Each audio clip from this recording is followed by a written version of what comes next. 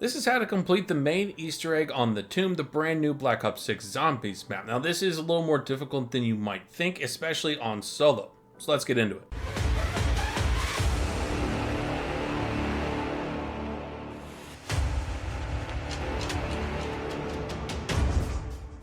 To begin, you need to make your way all the way to the Pack-a-Punch machine, which thankfully it's a small map and the game literally tells you how to get here, so this is going to be extremely easy for you to do. Once you are done with getting to the Pack-a-Punch, go as many levels as you can and get as upgraded as you possibly can, because as soon as round 8 comes around, you're going to see your screen start flickering, and that means a shock mimic is on its way. This should be your first shock mimic interaction, and as soon as you take out that shock mimic, you're going to see an item that is dropped. That is going to be a monocle that you need to pick up to really start getting the ice staff. Now that you have the monocle from round 8, I want you to make your way into the tombs area of this map, where you're going to see some walls that are going to have bulls on the side that look like they're charging at painted figurines. You're also going to notice inside of this area a purple lantern. What you want to do is shoot the purple lantern, which will cause the lantern to move to a different section inside of this room, which is what you want, because you want the lantern to be in one very specific location inside of this room, which is going to be this exact location. You want it here because as soon as it is in this location, after you have the monocle, it's going to show a bunch of different Roman numeral symbols on the wall on the bull. What you have to do at this point is shoot the numbers in the correct order, going from 1 to 10. In this situation, there's only 8, so you only have to focus on 8. Now, of course, these don't look like the regular Roman numerals that you know and can look up, so use your best guess with the little graphs that I have put on the screen inside of this video to basically help you out. Obviously, one line equals 1, so use that to your advantage when you're looking at all these different Roman numerals. Now, while you're doing this, keep in mind you do have 3 tries to get the order wrong. Now, thankfully, as long as you get one correct and you miss the second one, the first one doesn't go back to 0. You can start from where you left off and had the last correct one. If you get it wrong 3 times in a row, it's going to start a lockdown step that you then need to survive. As soon as you are done surviving, go into the next round and you can basically start this all over again. Now, if you get these in the order correct, you're going to see a flash. You're going to be flashbanged by the game, and you're also going to be thrown into another lockdown step where you need to go through several rounds of destroying zombies and elite zombies at the same time, which really isn't all that difficult as long as you have a Pack-a-Punch gun. You'll know you have completed this holdout once you see a max ammo and also the staff of the ice staff show up right in front of where you were shooting those Roman numerals. Now you can move on to the second location and do this exact same thing again. The next location is going to be in the room where you can get Deadshot Daiquiri, more specifically where you can get the crafting table. You want to do the same idea of shoot the purple crystal flame until you get into the room with the crafting table, and you're going to see stars on the wall, which will then turn into the same Roman numerals, except it goes 1 through 10 this time. Do the exact same process of shooting the right order of these Roman numerals, and you will go into another lockdown where you have to kill elites and regular zombies. Once you have this complete, you'll be flashbanged again, and right in front of where you made the constellation, you will see the second piece of the ice staff, which is basically the head crystal of this staff. Now that you have both items and the monocle, make your way back into the Dark Aether. This is going to be the hardest part of this entire building process. Right next to the Pack-a-Punch, you'll see this giant wall of some kind with a lot of symbols. Interact with the middle and you're automatically going to drop off staff parts. This is immediately going to throw you into a shutdown phase where you have to protect the staff, as you'll see a health bar for the staff. Now you're going to be swarmed by all kinds of zombies, including elites. Now elites will only show up if they are inside of your round and alive when you start the shutdown phase. So I highly recommend, if you have an amalgam like I did, killing the amalgam before you start the shutdown phase, because it's going to chase you throughout this entire thing, and that makes this way harder. This shutdown phase is going to last around a minute, and you want to focus on killing all the zombies and flying zombies that have a purple aura around it, because those are the zombies that are going to be focusing the ice staff. I highly recommend going into this more over prepared than not, because the amount of swarm that you're going to have come at you while you're trying to protect the staff is going to be a lot at the earlier rounds. Now you know you completed the shutdown phase when you get a flashbang once again, and you'll be able to see the ice staff glowing, and it will form together to create the regular ice staff. So now that you have it, let's move on to actually upgrading it to the best form. With the ice staff, you're going to need to shoot 3 burning crystals. I don't know if this is the exact order. This is the order that worked for me. Back into the room where you did the first set of constellations and Roman numerals, shoot that crystal. Into the room where you see the yellow portal, you want to shoot that crystal, and very quickly go into the big open room where you have the portal that first took you into the Dark Aether, and shoot that burning crystal. If you shot them in the correct amount of time, you will get a confirmation that you did so from Archibald, which will allow you to move on to the next step, which is inside the Dark Ether. Thankfully, this part is very easy. Once you're inside the Dark Ether, you want to look up at the floating stones above you, and only 3 of them are going to have a small purple glow on them. These are going to be 3 unique runes that you need to remember. These runes are going to be different in every single game, and they're going to be on different stones in every single game. So this isn't going to be the code that you get in your game, so keep that in mind. Now, these glowing runes aren't always easy to see, so make sure you take your time and run around the Dark Ether until you find these 3 runes. Write them down, whatever you need to do to remember them, and once you have them down, you need to find the teleporter door that is closed. In my game, as you can see, it is the blue door. This door is going to be different every single game, so just keep an eye out for this door that is closed after the runes. So now take out the Ice Staff, and you're going to shoot in any order all 3 of those runes that you saw inside of the Dark Ether, and when you have shot all 3 of the correct runes, the portal will open and take you back into the Dark Ether. Now, once you spawn inside the Dark Ether, you are going to be on top of a platform, and you're going to see a glowing purple orb spawn in front of you. Interact with this purple orb, and you're going to start a soul box chasing sequence. What's going to happen is that this orb is going to spawn zombies of all kinds, elites and otherwise. What you have to do is kill the zombies as best as possible, as quickly as possible, while you're chasing this orb around the Dark Ether. This is going to fill up this orb to a certain point to where you get to the end of its route around the entire Dark Ether and enter into the platform where you first built the Ice Staff. At this point, all you have to do is interact with the purple orb inside of this decorative wall, and your Ice Staff will automatically upgrade itself to its upgraded form, which makes it way more powerful. So now that we have the Ice Staff upgraded, let's move on to the next part of the main Easter egg. Inside of the Dark Ether, you're going to see 4 very unique looking statues. You're going to see a crystal on each one of these statues. You actually have to use the healing shot from the upgraded Ice Staff onto one of these crystals. For this step, you have to start with the Vermin statue, which is going to look like the scorpion symbol on the giant pillar behind it. Once you actually shoot this particular Vermin statue with the healing orb, you're going to see that crystal crack and have a flame start showing up around that crystal. You have to go and interact with that flame, which will then start another statue that you can interact with inside of the spawn room. This is going to start a lockdown step where you have to kill as many vermin as quickly as possible in the time limit that you're going to see underneath your attack map. This is basically going to be a soul box, and it's very easy to fill up with the upgraded Ice Staff and the charge shot that comes with the Ice Staff. Once you have completed this soul box, you want to go and interact with the statue, and as soon as you do, you're going to see electricity around you, and then you have to run back to the Dark Ether as fast as possible and drop the charged essence back at the statue inside of the Dark Ether. You'll notice that there is a bar underneath the attack map. You need to not get hit by any zombies, I think 3 to 4 times, or you'll have to fail and restart this entire process, but it's very easy to do. You'll know you have completed this when you see a beam from the giant pillar behind the statue that you just finished enter into the middle crystal. Now, the next step of the process is to do this 3 more times with progressively more difficult enemies. The next challenge is going to be parasites, where you need to kill parasites inside of the room with stamina up, and you'll see some purple essence drop from them that you need to enter into the statue inside of that same room. This is very easy to do with the Ice Staff as well, because you can use the Ice Staff to destroy all the zombies in the area, and all you have to do is walk over the essence and put it inside of that statue. It goes by really quickly, especially in solo. The third challenge is going to be with Doppelgas, which you can find the actual statue inside of the room where you see Speed Cola, and this one's very easy. All you have to do is, again, use the Ice Staff's power to charge up and freeze all the Doppelgas that chase after you. You just need to not die inside of this challenge. Very easy to do. And the final challenge is going to be the Amalgams, which you can find this statue right next to Quick Revive. Now, this one is going to be a single elite Amalgam that is very easily killed with the Ice Staff power up. As you can see, the Ice Staff is really good when it's powered up, and the only trouble you're going to see is that it may sometimes get a bubble that will then chain to other zombies that spawn. All you have to do is kill the zombies that spawn and then hose down this Amalgam. Once you kill this Amalgam, you'll need to run back the energy like all the other statues. And something to keep in mind when you're ending these challenges with these statues, the portal that you take to actually get to these areas, like the red portal, the yellow portal, the blue portal, that portal will close, so you need to use a different portal to get back into the Dark Ether. It's really not that big of a deal, but it's something to keep in mind. Once you have completed all 4 challenges, you'll see a giant beam go over to the giant medallion that's right in front of the bridge that needs to be formed. Right underneath this medallion, you're going to see something that you need to interact with. It's going to look like a wheel that you can turn and create the bridge. At this point, you are now able to enter into the boss arena, and it is a very difficult difficult boss fights, so be prepared. For solo, I recommend having a Perkaholic already popped and have at least an Idle Eyes, Raindrops, and a near-death experience, which will allow you to keep all of your perks if you go down if you pop the Gobblegum beforehand, which is very, very helpful inside of this boss fight because you more than likely will go down at least once. For guns, I recommend any LMG or the ASG shotgun that will allow you to burst down the elite zombies you're going to have to deal with, but it's totally up to you. Just make sure they're at the highest level, highest Pack-a-Punch level possible. Now for the boss fight, you need to focus on the Sentinel artifact when it starts turning purple. Until then, you're going to be chased by a bunch of different zombies, and it's also going to be showing a laser that goes around the entire arena that will stun you for a good amount of time, making it very difficult for you to move, and you are very easy pickings to the zombies around this arena. After some time, you're going to see the Sentinel artifact turn purple. At this point, you need to stop what you're doing and focus all of your efforts on shooting and damaging the Sentinel artifact as much as possible. The Sentinel artifact can only be damaged by bullet guns, so this is where the LMGs or the shotguns come in handy. And to keep the zombies off you, I recommend using the charge shot from the Ice Staff. It's very effective solo. Once you put enough damage into the Sentinel artifact, you'll see that it splits into 2 Sentinel artifacts and it's going to start what happened earlier all over again, except this time with 2 beams. This is going to be your process for about half of the Sentinel artifact's health, and then it's going to get much more difficult. Once the Sentinel artifact is split into 4 individual parts, you're going to start seeing this heavy zombie spawn where you're going to see the Sentinel artifact embedded inside of the zombie. All you have to do is take out this zombie, and another form of the purple Sentinel artifact is going to jump out of the zombie that you then need to do the same idea of absolutely bursting this thing down as fast as possible. Once you have done this, it is going to start increasingly get difficult because the zombies that are going to have the embedded artifact are going to be elite zombies. The first one is going to be a Doppelgast, the next one is going to be a Shock Mimic, and finally the fourth one is going to be an Amalgam. Now there are ways to cheese this with the Ice Staff that I'm not going to mention inside of this video because I've seen in other videos they aren't saying it because Treyarch might patch them faster if we talk about them, so let's talk about them down in the description. But there are ways to kill these elite zombies with the embedded Sentinel artifact to basically take these guys out much faster than you would with any gun. Once you have destroyed the Sentinel artifact inside of the Amalgam, you are going to see the Sentinel artifact go into one of the sides of the arena, and you need to burst this down as quickly as possible because if you don't, it is going to completely wipe your team and kill you all. But if you successfully burst down the Sentinel artifact in this final phase, you have now completed the boss fight, and you can go into the middle of the arena and interact with the Sentinel artifact to complete the Easter egg. Now I won't spoil the ending cutscene for you here. I'll let you enjoy that on your own when you do complete this on your own, but I will let you know what you get when you go and hit continue after you have completed the Easter egg, which is basically spawning back into the spawn room with a Perkaholic, a ton of points, a ton of ammo mods, golden weapons, and if you already don't have your current weapons gold, you can use the gold ether tools to do that right now. But that is the entire Easter egg for the tomb. I hope you guys enjoyed this walkthrough guide. I hope you found it helpful in some degree. If you did, make sure to hit the like and subscribe buttons down below for me so I know that you did, and I will catch you guys in the next video.